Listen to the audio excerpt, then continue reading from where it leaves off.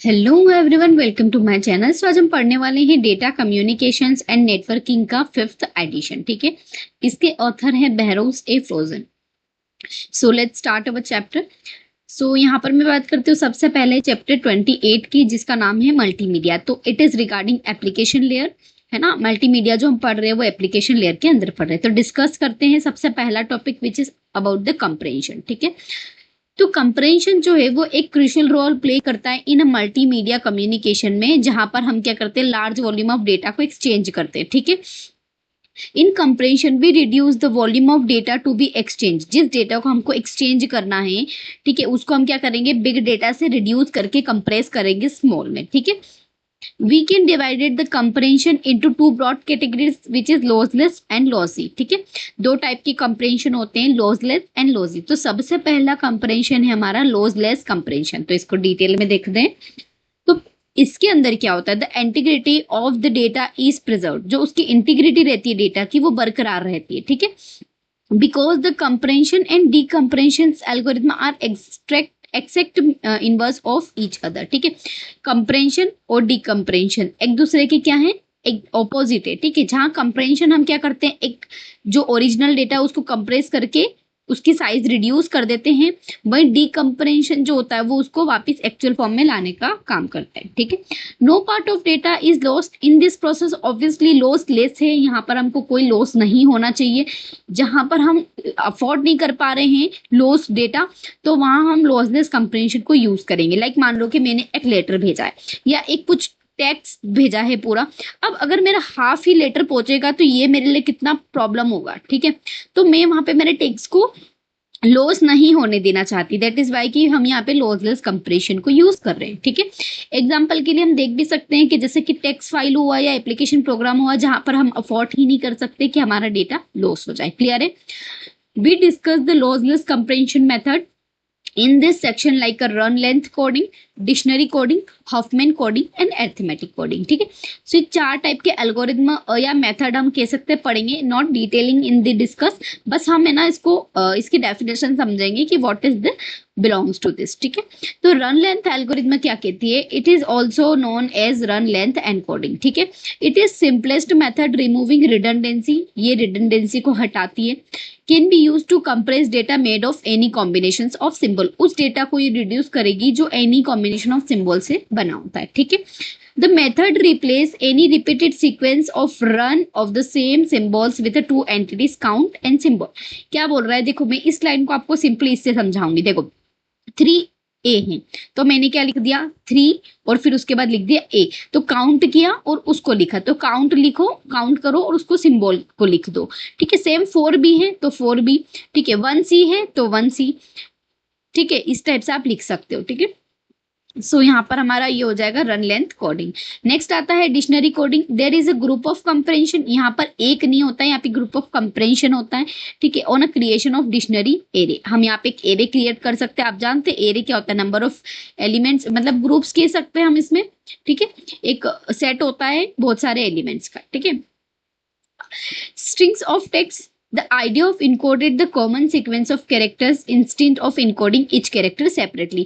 हम हर एक कैरेक्टर को सेपरेटली करने की बजाय हम उसका एक ग्रुप बना दे तो कितना बेटर रहेगा। ठीक है, the dictionary is created as the message scan. Dictionary क्या करेगी, सबसे पहले उस मैसेज को क्रिएट करेगी, उसको स्कैन करेगी।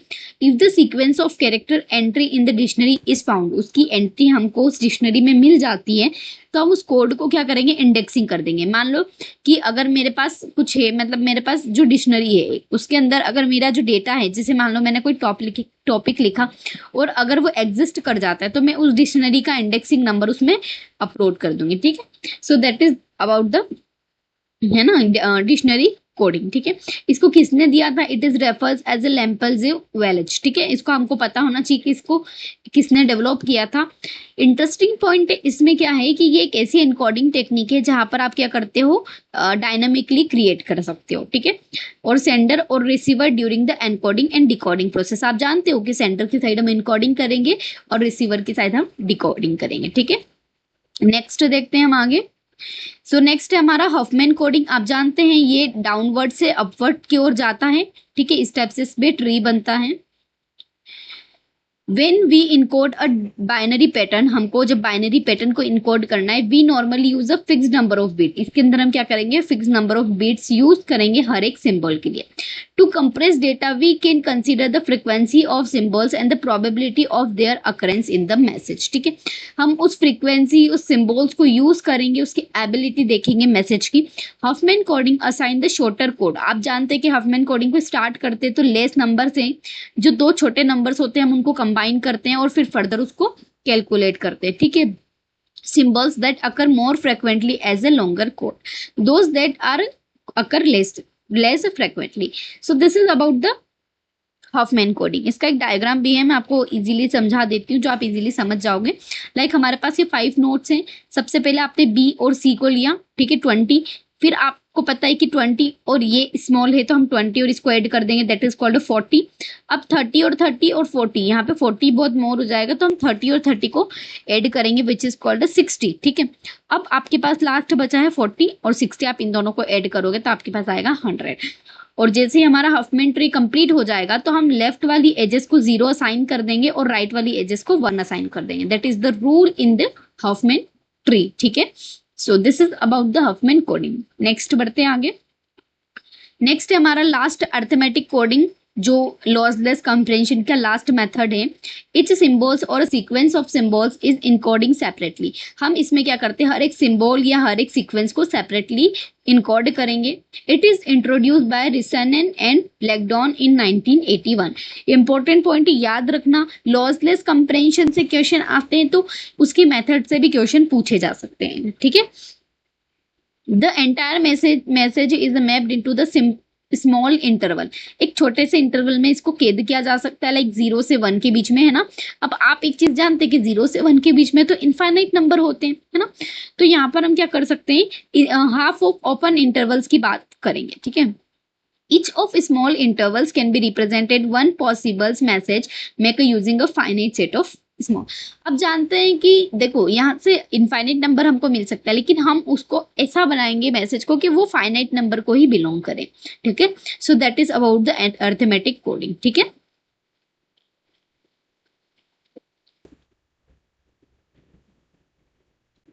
लॉजी कंप्रेंशन को देखते हैं।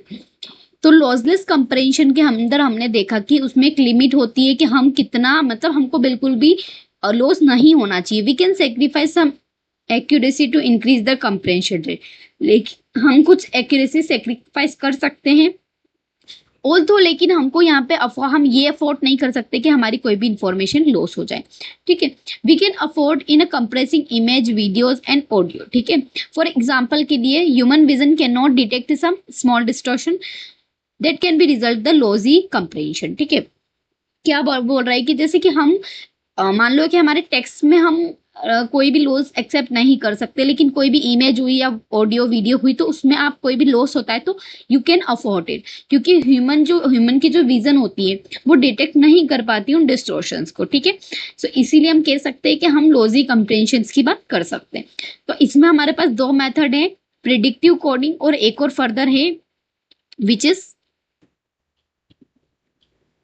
इज ट्रांसफॉर्म कोडिंग, ठीक है। सो हम देख लेते हैं सबसे पहले।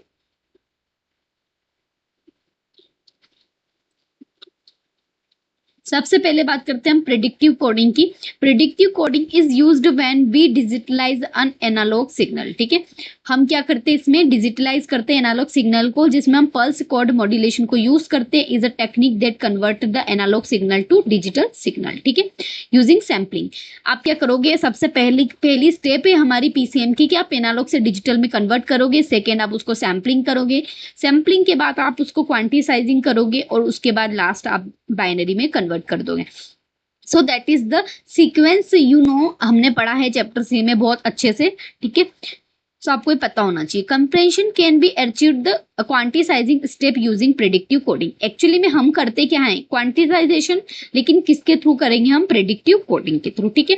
तो in a predictive coding we use a similarities instant of quantizing as each sample separately. Quantizing में हर एक सैंपल के साथ हम सेपरेटली डील करते हैं, लेकिन यहाँ पर हम थोड़ा सा क्या करेंगे, ग्रुप के साथ करेंगे, ठीक है। मतलब एक ग्रुप होगा और आप उस सैंपल्स का ग्रुप बना लोगे और फिर आप जो भी आपको करना है ये प्रिडिक्टिव करोगे, ठीक है, क्वांटिसाइजेशन को यूज करेंगे हम इसके अंदर सिंपली, ठीक है। सो नेक्स्ट है हमारा, नेक्स्ट यहाँ पर आ जाता है transformation coding. Transformation coding is related with mathematical transformation, ठीक है, in the input signal produce the output signal. तो जहां पर आप इनपुट सिग्नल को प्रोड्यूस करोगे या आउटपुट सिग्नल के लिए, ठीक है। So this is about the logy and lossless compression. Now next topic आता है हमारा मल्टीमीडिया डेटा, ठीक है। तो मल्टीमीडिया डेटा को समझ लेते हैं। Today is the multimedia data consisting like a text, images, videos and audio. You know that, ठीक है। अब टेक्स्ट समझ लेते हैं, व्हाट इज द टेक्स्ट। तो large amount of text that can be downloaded and used. आजकल हम बहुत सारे अमाउंट ऑफ टेक्स्ट को यूज कर सकते हैं। Refer as a plan text, as a linear form.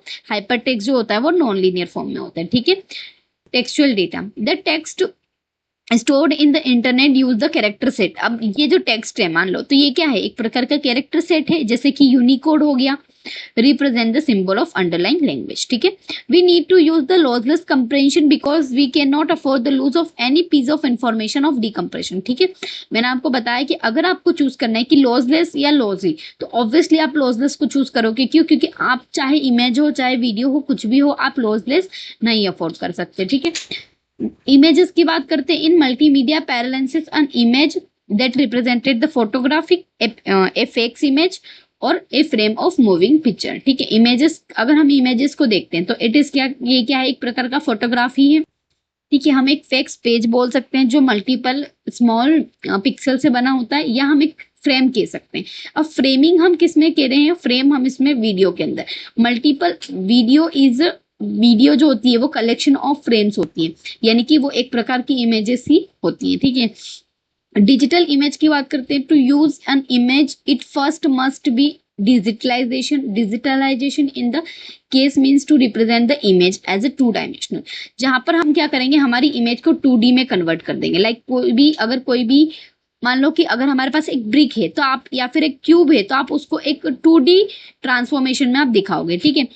अब 2 dimensional array of dots is called a pixel. अगर हम 2 डायमेंशनल यूज कर रहे हैं तो वहां पर हम क्या करेंगे, उसको पिक्सल्स में कन्वर्ट करेंगे, और हर एक पिक्सल रिप्रेजेंट करेगा नंबर ऑफ बिट्स को, ठीक है, जिसको हम क्या बोलते हैं, बीट डेप्थ। तो बीट डेप्थ की डेफिनेशन यहाँ से समझ में आ गई कि बीट डेप्थ क्या होता है, हर एक पिक्सल जो नंबर ऑफ बिट्स को रिप्रेजेंट करता है, that is called the bit depth, ठीक है। नेक्स्ट आता है हमारे पास इमेज को कंप्रेस करने के लिए हम जेपीईजी का यूज करते हैं।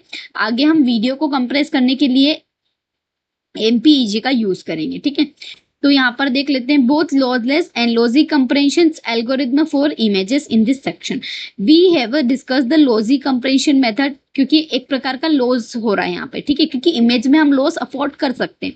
The joint photographic expert group JPEG stand provide of logy compression, ठीक है, जो कि मोस्ट इम्प्लीमेंटेशन मेथड है। JPEG stand can be both for colour and grey images, ठीक है। जेपीईजी हम किस किस के लिए यूज कर सकते हैं, कलर्ड एंड ग्रे इमेजेस के लिए, ठीक है। So this is all about the image compression. अब आगे देखते हैं हम वीडियो कंप्रेशन के बारे में भी देख लेते हैं, पर उससे पहले हम वीडियो को थोड़ा सा जान लेते हैं। Video is composed of multiple frame. मैंने आपको बताया था यहाँ पे frame is refer to that images, या वही इमेज है लेकिन ये मूविंग फॉर्म में या एनिमेशन के फॉर्म में होगी, ठीक है। मतलब एक के बाद एक इतनी जल्दी ट्रांसफॉर्म होगी ना कि आपको पता भी नहीं चलेगा। फ्रेम इज 1 इमेजेस, ठीक है। Video file require the high transmission rate, क्योंकि उसको जल्दी जल्दी से आगे बढ़ना पड़ेगा, नहीं तो हमारी ह्यूमन उसको डिटेक्ट कर लेगी कि ये तो इमेज है। डिजिटलाइजेशन वीडियो मतलब क्या, a video consisting the sequence of frame. मैंने आपको बताया यहाँ पर मल्टीपल सीक्वेंस होंगे फ्रेम्स के, ठीक है, और वो इतनी जल्दी ट्रांसफॉर्म होंगे कि हमारी ह्यूमन आई डिटेक्ट नहीं कर पाएंगी। Frame are display on the screen fast enough we can impress the motion, ठीक है। अगर वो जितनी जल्दी होगी तो हमको क्या लगेगा, मोशन हो रहा है, चल रहा है। तो एक चीज समझ में आई कि video is also a image, ठीक है, सेट ऑफ इमेज हम कह सकते हैं। Rapidly flashing frame as an individual one, ठीक है।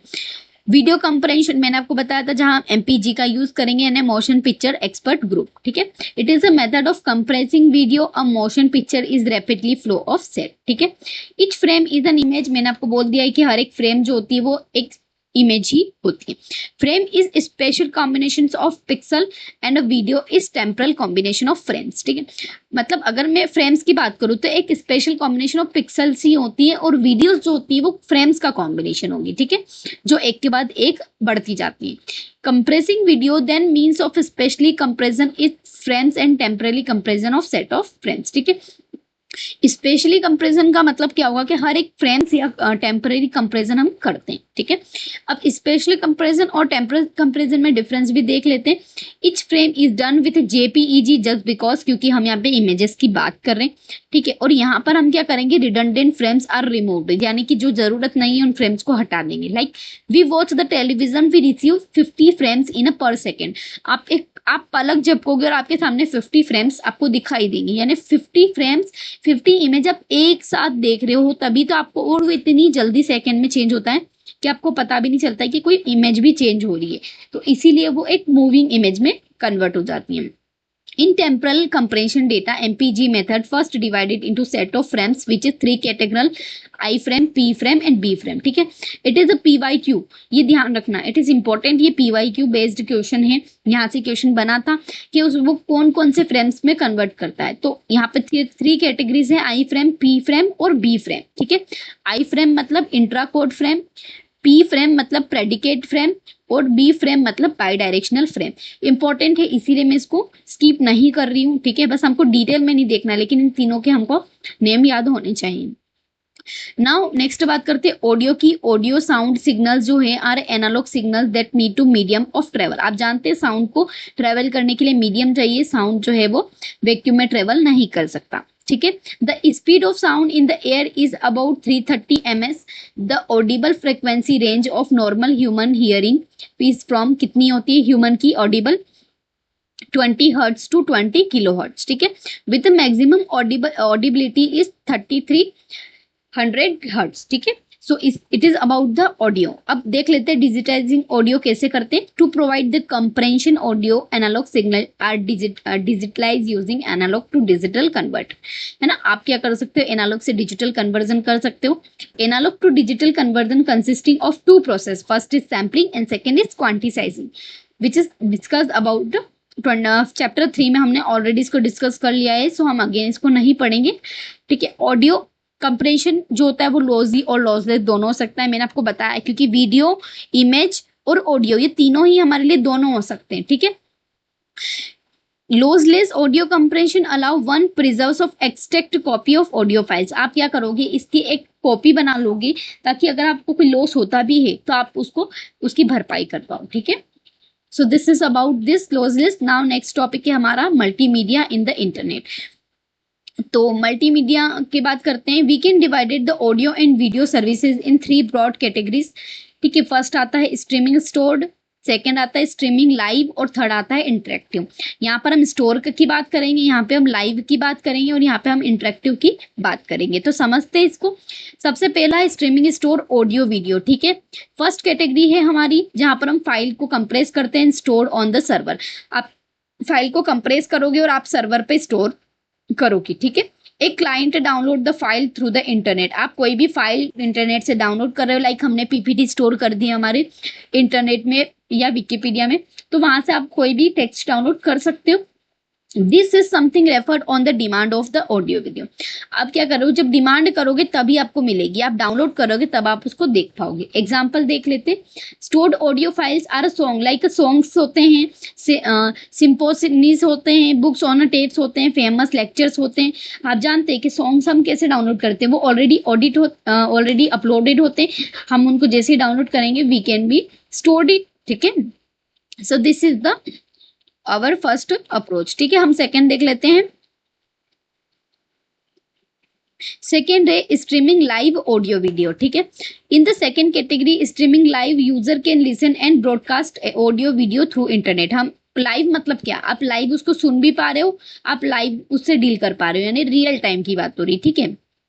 Good example of applications in internet radio या इंटरनेट टीवी। जो इंटरनेट टीवी होती है, मान लो आपकी टीवी में अगर मतलब हम टीवी में कोई भी चैनल चला रहे तो आप उसमें वापस से उस फ्रेम को नहीं ला सकते, वापस से उसको जैसे कोई एपिसोड है अगर वो चला गया तो फिर वो अगले दिन जब वो टेलीकास्ट करेंगे तभी हम देख सकते हैं, अदरवाइज हम उसको अपनी मर्जी से नहीं देख सकते, ठीक है।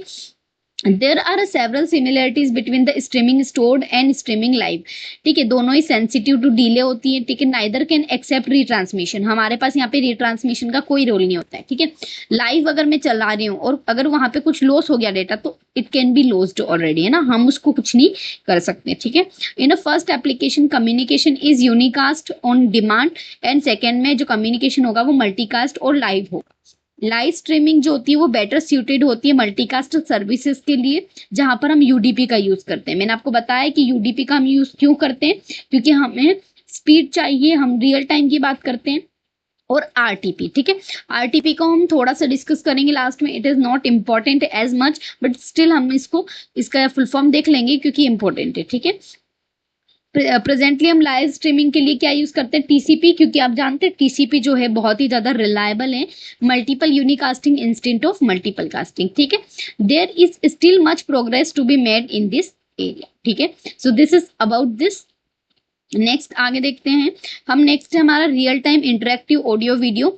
तो in the third category interactive audio videos people use can internet to be interactively communicate with one another.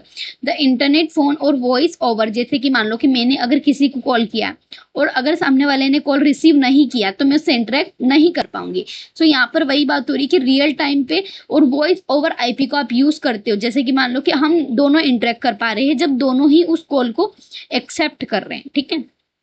Video conferencing करना इज ऑल्सो अनदर एग्जाम्पल, या हम बोलते हैं वीडियो कॉल करना, या फिर हम वॉइस पे बात करते हैं तो कॉल कनेक्ट होना, है ना, तो ये सारा रियल टाइम इंटरेक्टिव होता है, ठीक है। So this is all about this, ठीक है। आगे देख लेते हैं अगर इंपॉर्टेंट होता तो। और मेरे को एक आपको बताना है आरटी सी से related which is also important, ठीक है। ये सारी चीजें इंपॉर्टेंट नहीं है मल्टीमीडिया में, देखो पढ़ने को तो बहुत सारी चीजें, लेकिन हम सिर्फ जो इंपॉर्टेंट होगा वही पढ़ेंगे, ठीक है। सो देख लेते हैं यहाँ पर हमारे पास ये आरटीपी, तो इसका फुल फॉर्म था रियल टाइम ट्रांसपोर्ट प्रोटोकॉल, है ना। इसमें हम क्या करते हैं, ट्रांसपोर्ट लेयर को यूज करते हैं, ट्रांसपोर्ट प्रोटोकॉल को यूज करते हैं विच इज रिलायबल और रियल टाइम। क्यों, क्योंकि आपको पता है कि जैसे आजकल लाइव स्ट्रीमिंग में हमको सिक्योरिटी भी नीड होती है, ट्रांसमिशन की जरूरत होती है, तो बहुत सारी चीजें हमको यूडीपी प्रोवाइड नहीं कर पाता है, तो वहां पर हम आरटीपी को यूज करेंगे, यानी यूडीपी और आरटीपी दोनों को यूज करेंगे तो हमारे लिए क्या हो जाएगा, यूडीपी और आरटीपी को यूज करने से RTP is like a subset of TCP, तो जहां हम दोनों को यूज करके हमारा काम करवा रहे हैं, ठीक है। सो दिस इंपॉर्टेंट थिंग, ठीक है। सो यहाँ पर बस ये इतना ही इंपॉर्टेंट था इससे रिलेटेड, ठीक है। So thank you.